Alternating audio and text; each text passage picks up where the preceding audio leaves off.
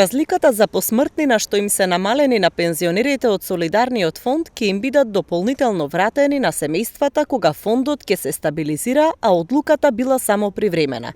Солидарната исплата за закоп на починат пензионер се намали од 30.000 на 25.000 денари, но од одборот на регистрирана со Организација за солидарен фонд и членарина велат дека парите за посмртнина не се трајно намалени и според одлуката, семејствата на починатите ќе ги добијат во јули доколку во меѓувреме не дојде до промена на времената мерка.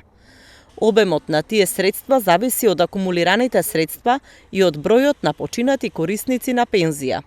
До пандемијата умирале околу 1200 корисници на пензија просечно месечно, а сега за време на пандемијата оваа бројка била над 1800 корисници на пензија. Со тоа се зголеми бројот на приматели на посмртна помош и времето на чекање на исплата на отпремнината.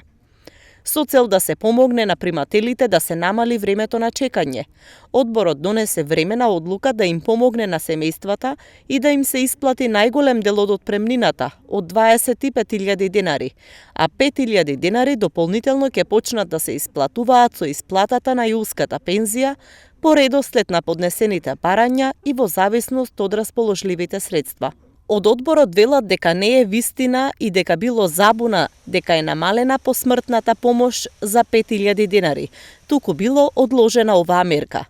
Од Министерството за труд и социјална политика информираат дека намалувањето на висината на посмртната помош е извршено со одлука на Сојузот на Сдруженија на пензионерите на Македонија. Дел од Сдруженијата на пензионерите пак реагираа дека не биле информирани навреме за ваквата одлука и беа револтирани заради намалување на надоместокот.